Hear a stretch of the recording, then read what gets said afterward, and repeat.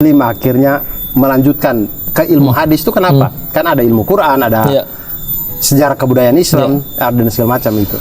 Awalnya diajakin sama salah satu guru yang di Bogor.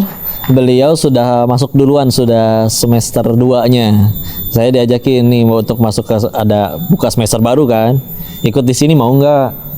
Ayo deh, ayo. Kada gitu jamnya dia bisa online dan juga bisa nyesuaiin dengan waktu itu sudah mulai dakwah-dakwah juga.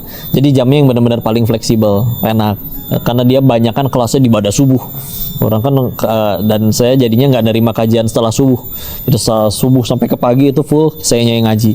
Ntar jam 9 sampai zuhur kita yang dakwah, zuhur sampai asar kita yang dakwah, asar sampai pagi kita yang dakwah, malamnya baru saya ngaji lagi. Jadi di fullin. Dan salah satu concernnya juga kalau Quran tuh udah jelas, udah terpatri dia dari Al-Fatihah sampai An-Nas, udah nggak bisa digonta-gantikan, udah jelas-jelas pasti semuanya benar.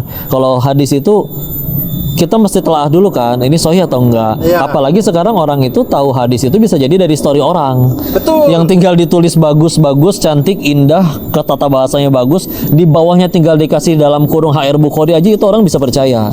Nah makanya kayaknya perlu ada yang gini nih. Dan gitu pernah juga nggak dengar Sasanan bilang bahwa dari 100 mahasiswa Indonesia yang di Al-Azhar itu bisa cuma 3 orang yang ambil jurusan hadis.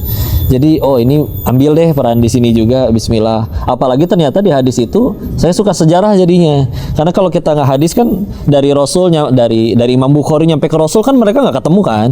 Jadi harus ada rawi dong. Imam Bukhari mendengar dari gurunya misalnya Imam Qutaibah bin Sa'id mendengar dari gurunya misalkan Sufyan bin Uyainah mendengar dari gurunya Imam Az-Zuhri mendengar dari Abu Hurairah mendengar dari Rasulullah.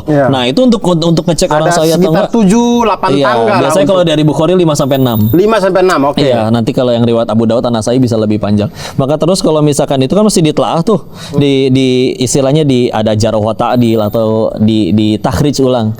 Nah, itu mesti kenal nih sama rawinya nih, Sufyan bin Uyainah itu siapa. Jadi kan banyak sekali kitab-kitab yang akhirnya ngebahas tentang kitab sejarahnya untuk mengetahui si rawi ini sikoh atau tidak.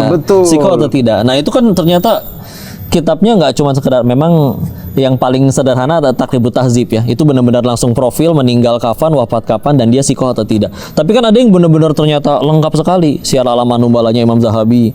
Itu kan begitu bahas satu figur, itu berikut dengan keteladanannya, keutamaannya, kisah-kisah terbaiknya. Dan itu amat sangat menggugah gitu. Karena ketika kita tahu, oh ternyata ini orang-orang luar biasa semua. Dia pernah ngalamin pengalaman spiritual kayak begini, amalannya ternyata begini, dan akhir keilmuannya seperti itu. Jadi seneng dengan kitab gituan tuh akhirnya.